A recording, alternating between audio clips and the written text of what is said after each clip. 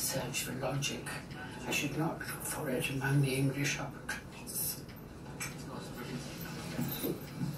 Thomas, give me a drink, will you, for God's sake? It's Barrow now, sir, but yes, of course. What about a hand at cards? Why not? I'll get them to set up a table for you in the smoking room. Barrow? Already done, Lord. Do you play, Lord Matt?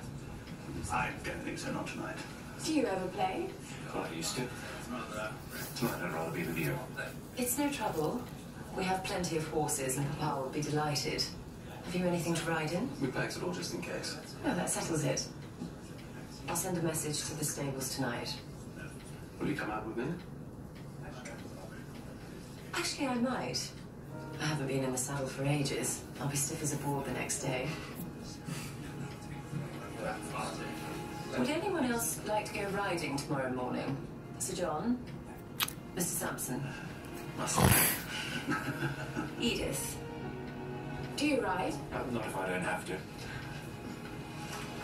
I'm afraid you're stuck with me.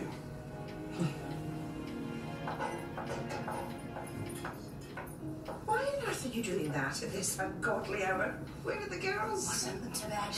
Then I thought I might get ahead of myself. Come to think of it, I might lay out something for the breakfast. All set for tomorrow? I think so. But where should we fit Dame Nellie on Sunday? She can't eat in the servants' hall. And what about the pianist? He can join us and she can have a tray in her room. You don't think she should dine with the house party? An Australian singer, eating with her ladyship. Never mind the Duchess. No, I do not.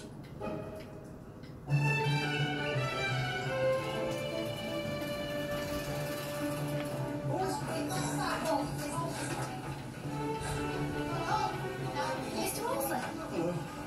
What are you doing? Mrs. Patmore left an order with Mr. Bakewell. She said it was urgent. Oh, what's this, Mr. Molesley? Are you delivering for bear quails now? I'm just filling in until something turns up. You're a delivery boy. Now, Daisy, there's no shame in hard work. You sit there, Mr. Molesley, and I'll fetch you some tea.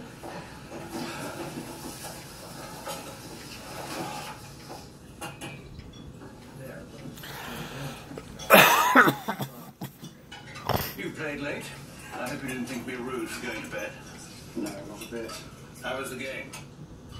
Samson is a very skilled player. Where were you last night? Being thrashed by Samson. What are you doing? I hope that means I can count on you tonight. You can always count on me. What are your plans for today? I thought I'd go to the South Wood, look at the new planting. Won't you help me entertain our guests? Just give me 2 hours off and I'll do whatever you want. We're going for a walk after breakfast. Why didn't you come? I don't think so. I've got too much to do. Rounding this lot up. Coffee? Not yet, thank you. I'm going to manage it somehow. I have a feeling he's very good at putting off what he doesn't want to do. It's not as calculated as that. How little we know our own parents. Apparently he took a fortune off Sir John Bullock. What about your employer? His lordship's too clever for that. He got out of the game early. It's not what I heard. What were they playing? Poker. Of course it was poker. You can't lose a fortune playing snap. I could. Mabel Lane Fox. So you've caught the great season. She's very nice, in fact. I'm sure. Of course, everyone wants it. On both sides, but we do get on. You may be surprised to hear that a match which is wanted by everyone can turn out to be extremely happy. Do you speak from experience? Absolutely. Matthew and I were flung at each other's heads from the moment he arrived. If anything, it rather slowed matters up. But you were happy. Wonderfully happy. How lucky you are. Am I? You've known a great love. Doesn't that enrich any life? I'm not sure. Matthew changed me. I loved him, but he changed me. If I were as tough as I was before I met him, I bet I'd be happier now. Maybe. But we can't go back, can we? Apparently not.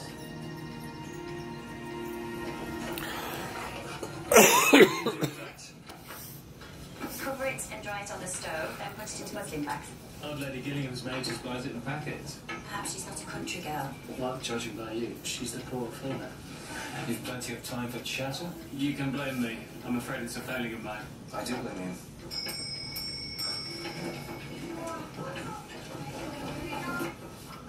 What is the matter? I don't know. There's something about him that gets my goat. He was just trying to be nice. Carson, we're all going on a tour of the gardens in 10 minutes. When we get back, it might be nice to have some coffee. Very well, my lady. Is everything under control? It is? It's exciting to think of Nellie Melba singing it down. I'm not sure about exciting. It's certainly very expensive. I know, but a house party can be so flat if there's no special moment. And it wouldn't be special enough to watch the sun set by the lake.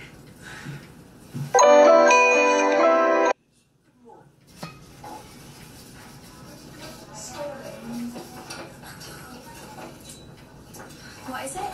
Can't get the lid off this. Give it here. I'll do it.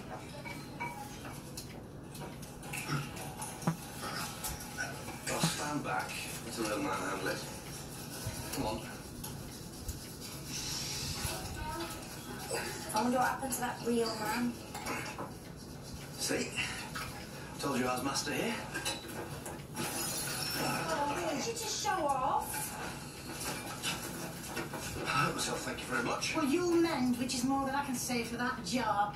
Daisy, Ivy, clear this mess up, as I assume Mr. Clever Clogs won't.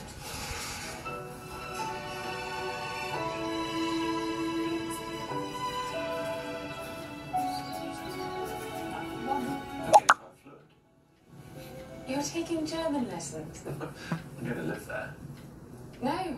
No, of course. I just can't get over the fact you're doing all this to be with me. Whatever it takes.